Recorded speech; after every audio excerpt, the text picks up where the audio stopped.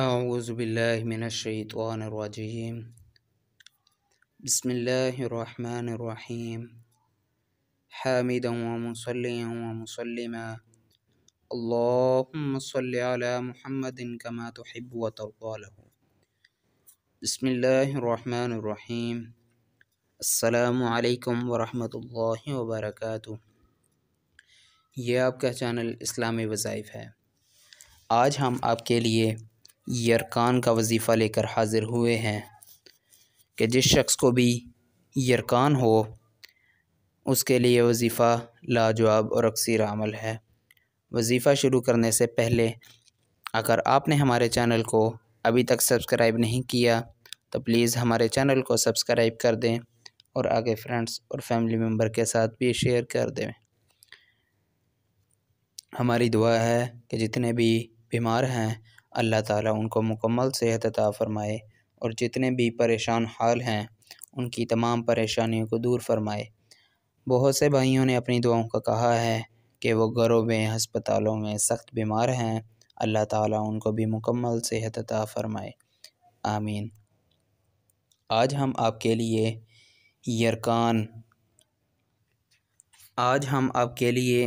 یرکان کا وظیفہ لے کر حاضر ہوئے ہیں کہ جس شخص کو بھی یرکان ہو اس کے لیے وظیفہ لاجواب ہے.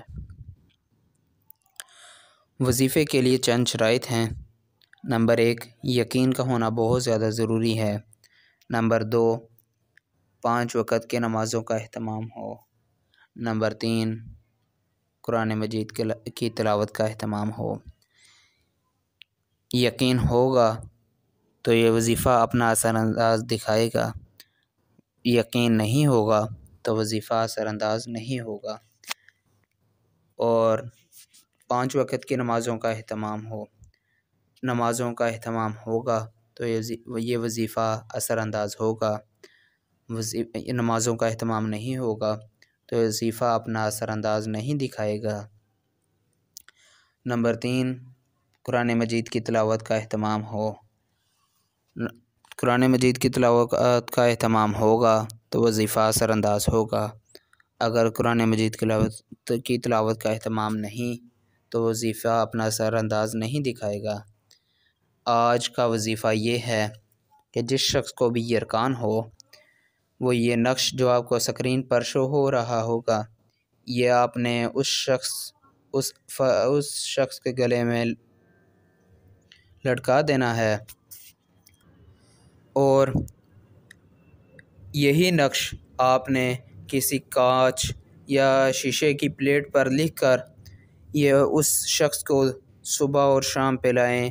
انشاءاللہ یرکان جاتا رہے گا. اور اللہ تعالیٰ سے دعاؤں کا اہتمام بھی کریں. انشاءاللہ یہ یرکان اپنا جاتا رہے گا. جزاکم اللہ خیر. السلام علیکم ورحمۃ اللہ وبرکاتہ.